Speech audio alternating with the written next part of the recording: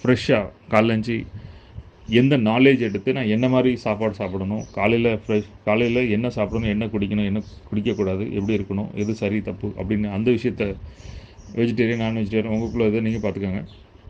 But கனவு காணுங்க, அதை பற்றின நாலேஜ் எடுத்துக்காங்க. நிறைய தடவை எனக்கு தெரியாது காலையில் என்ன சாப்பிடணும் சாப்பிடக்கூடாதுன்னு. பட் சில விஷயம் பார்க்கும்போது புரியுது.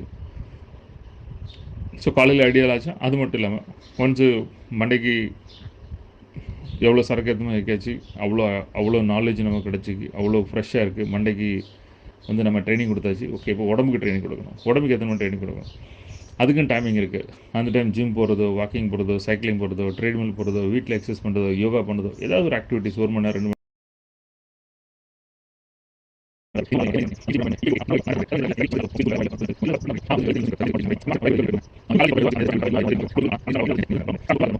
இப்போ ஜிம் போகிறோம், வேலைக்கு இது சைக்கிளிங் போகிறோம் அல்லது வாக்கிங் போகிறோம், நினச்சபடி நினச்ச நேரம்.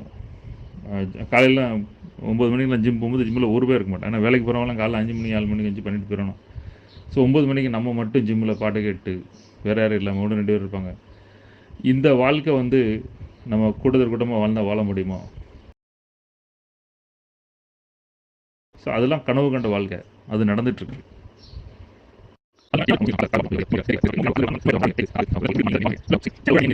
எல்லாரும் உங்களோட ஐடியல் டே என்ன அப்படின்னு சொல்லலாம். ரெண்டாவது வந்துட்டு இந்த ஐடியல் டேல இப்போ எவ்வளவு பெர்சன்டேஜ் நீங்க அச்சீவ் பண்ணிட்டீங்க, ஐடியல் டேல என்னெல்லாம் வாழ்ந்துட்டு இருக்கீங்க அதை சொல்லலாம். எல்லாரும் அன்மியூட் பண்ணி சொல்லுங்க. கொஸ்டின் புரியுதா? நீங்க என்ன மாதிரி என்னோட காலைல எழுந்து ஒரு நாள் ஃபுல்லா நான் எப்படி போகணும், என் கனவு என்ன அப்படின்னு அந்த கனவு வச்சிருக்கீங்களா? ஒண்ணு, அந்த கனவுல இப்ப எவ்வளவு பெர்சன்டேஜ் நடந்துட்டு இருக்கு, அதுக்கு என்னெல்லாம் ஏற்பாடு பண்ணிட்டு இருக்கு. இப்ப ஜோஸ் கேட்கலாம், ஜோஸ் அப்பா லைஃப் எப்படி இருக்கு, அப்பா எப்படி வாழ்ந்துட்டு இருக்கு, உனக்கு எப்படி பிடிச்சிருக்கு, அப்பா இப்ப மார்னிங் வரும்போது எதுவுமே சொன்னியா நீ, ஞாபகம் இருக்கா? அன்மியூட் பண்ணி சொல்ல முடியுமா? அப்பா கிட்ட சொன்னேன், நானும் அவங்கள மாதிரி ஆயிட்டேன்னா நானும் அவங்க கூட எப்பவுமே வந்திருக்கலாம்னு நான் சொன்னேன். ஓகே, இப்போ நீங்க வாழ்ற இந்த ஐடியல் லைஃப் உங்க எத்தனை குழந்தைங்க வந்து எங்க அப்பா மாதிரி வாழணும், எங்க அம்மா மாதிரி வாழணும்னு சொல்லுவாங்க? கமெண்ட் பண்ணலாம். Yes no, yes no comment பண்ணலாம். எங்க அப்பா இப்ப வாழ்றாருல அதே மாதிரி நான் வாழணும் அப்படின்னு எத்தனை பேரு சொல்லுவாங்க? என் பையன் அடிக்கடி சொல்ற ஒரே வார்த்தை, மாஸ்டர் பார்த்ததுக்கு அப்புறம் மாஸ்டர் மாதிரி தான் வாழணும் அப்படிங்கிற வார்த்தை.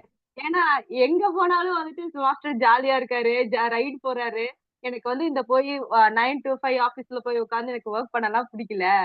எனக்கு மாஸ்டர் மாதிரி தான் வாழணும், உன்ன மாதிரி கூட இல்ல, எனக்கு மாஸ்டர் மாதிரி தான் வாழணும் அப்படின்னு சொல்லிட்டு இருக்கான் மாஸ்டர். வெரி குட்மா, வெரி குட்மா. சீக்கிரம் நீங்களும் அந்த லைஃப் ஆரம்பிக்கும் போது எங்க அம்மா மாதிரி வாழணும்னு சொல்லுவாங்க. கண்டிப்பா. அதான் எனக்கு ஆசையும் கூட, அதான் எனக்கு ஆசையும் கூடிய சீக்கிரம் நடக்கணும். ஓகேமா, ஓகே, சூப்பர். கண்டிப்பா மாஸ்டர்.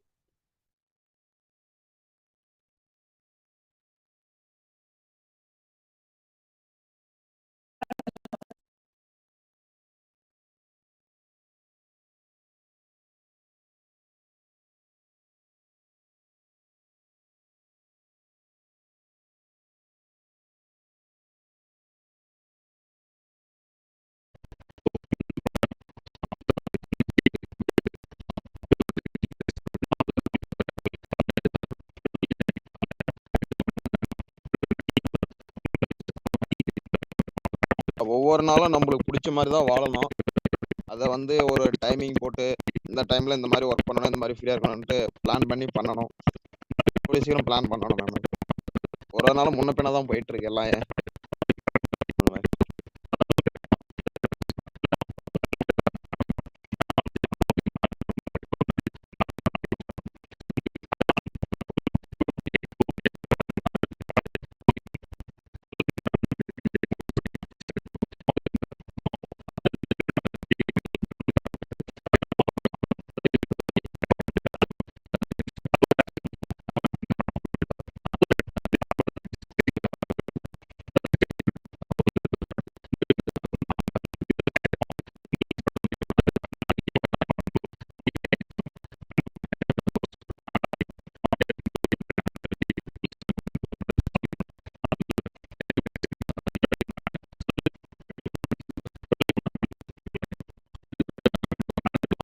எடுக்கிற கமிட்மெண்ட்ல தப்பிடலாம்.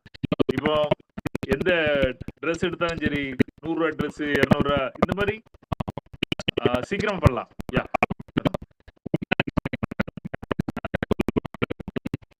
கமிட்மெண்ட் பெரிய பெரிய கமிட்மெண்ட் இல்லாம பாத்துக்காங்க, நல்லா வாழுங்க, அவ்வளவுதான். உண்மையா. இல்ல சார், நீங்க கண்டினியூ பண்ணுங்க. நான் வந்து நீங்க ஜோஷ பிள்ளைங்களை எப்படி வளர்க்கலாம்னு எக்ஸாம்பிள். எல்லாரும் மீட்டிங்ல இருக்காங்க, அவங்களுக்கு வந்து ஒரு சார்ஜ் இல்லையா, அதை வந்து சொல்லிட்டு தான் பண்ணணும் அப்படின்னு அவர் மெசேஜ் பண்ணிட்டு இருக்காரு. அவருக்கு நான் ரிப்ளை பண்ணிட்டு இருக்கேன். அதான் எனக்கு ஃபோன் பண்ணிதாரு ராஜனா, ஃபோன் பண்ண நீங்க மீட்டிங் கூட பேசுறேங்க அப்படின்னு. ரைட், ஓகே, டன்மா. ஸோ வந்து மேக் ஷுர் உங்களோட செலவை குறைச்சிக்காங்க, இன்கம் நிறைய கூட்டுங்க, பெரிய பெரிய கமிட்மெண்ட்ல போட்டுறாதீங்க. தேங்க்யூ போட்டாச்சு. Thank you Joseph. குழந்தைங்க ஃபேமிலி கிமிலி எல்லாரும் கூட எவ்வளோ சூப்பராக வாழ முடியுங்க. எதெல்லாம் திருத்த முடியுமோ, சேஞ்ச் பண்ண முடியுமோ, அட்ஜஸ்ட் பண்ண முடியுமோ வச்சுக்காங்க. முடியவே முடியாதுங்க, தள்ளி வச்சிருங்க. அப்படி ஒவ்வொரு செகண்டும் ஒவ்வொரு மூமெண்ட்டும் சூப்பராக வாழலாம். பிள்ளைங்கள் வந்து நம்மள அட்ராக்டாக வரணும். பார்ட்னர்ஸு, ஃப்ரெண்ட்ஸு, நம்ம டீம் மெம்பர், ப்ராஸ்பெக்ட்ஸு எல்லாருமே நம்மளை நோக்கி அட்ராக்டிவாக நம்மகிட்ட நோக்கி வரணும். நம்ம எல்லாரும் பின்னாடி எடுத்துக்கிட்டு ஃபோன் எடுக்க மாட்டேங்காங்க, டிஸ்கனெக்ட் பண்ணுறாங்க, ஜாயின் பண்ண மாட்டேங்காங்க, யாரும் ஆக்டிவாக இல்லை அப்படின்னா முழுக்க முழுக்க நம்ம தான் காரணம். அதில் ஃபுல்லாக ஃபோக்கஸ் பண்ணி டெவலப் பண்ண ஆரம்பிக்கலாம். இன்னைக்கு நான் இவ்வளோ பேச்சு பேசுகிறேன் அப்படின்னா 45 வருஷம் வேஸ்டாக இருக்கு. 45 வருஷம் நானும் தொலைச்சிட்டு நாசமாக போச்சு, எல்லாம் பண்ணிட்டு இப்போதான் இப்போ ஒரு 4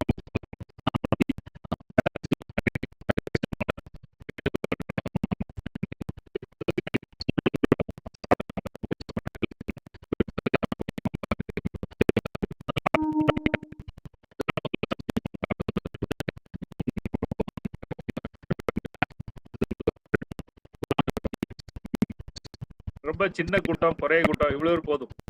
பெரிய கூட்டம் இன்னைக்கு 200 பேர் இருக்காங்க, 2000 பேர் இருக்காங்க. எம்எம்ஜில ஒருத்தர் வேண்டாம், 10 பேர் இருந்தாலும் போதும். இந்த வாழ்க்கையை 10 பேர் வாழ்றீங்களா போட்டுவாங்க. இன்னைக்கு எங்களுக்கும் நம்ம ஸ்டூடெண்ட்ஸ்க்கு இருக்கிற உறவு வந்து வெளியூர்களுக்கு தெரியாது. நம்ம எத்தனை வருஷம், எவ்வளவு கனெக்ஷன், என்னெல்லாம் படிச்சிருக்கோம், என்னெல்லாம் தெரிஞ்சு எப்ப வாழ்றோம் அப்படின்னு. அடை கூட பேசிட்டு இருக்கும்போது சதவீதம் கொள்கைகளும் ஒண்ணு, சிந்தனைகளும் ஒண்ணு, இந்த சிச்சுவேஷன்ல இப்படிதான் நடக்கிறோங்கிறது ஒண்ணு. அதனால நம்மளுக்குள்ள ஒத்து போது லைஃப் கண்டினியூ ஆயிட்டு இருக்கு. இன்னொரு முக்கியமான விஷயம், கிறிஸ்டியனுக்குள்ள ஒத்து போகும், இந்துக்குள்ள ஒத்து போகும். ஏன்னா அவங்களுக்குள்ள அந்த பழக்க வழக்கங்கள் அதெல்லாம் எல்லாம் கல்ச்சர் ஒன்று போகும். அதே மாதிரி எம்எம்ஜிக்கும் உள்ளவங்களுக்கு ஒத்து போகும், எம்எம்ஜிக்கு வெளியே உள்ளவங்களுக்கு ஒத்து போகாது. அப்படி உங்களுக்குன்னு ஒரு உலகத்தை உருவாக்கிட்டு, உங்களோட விஷயத்தை உருவாக்கிட்டு அப்படி ஒரு நோக்கத்தை போக்கி போங்க.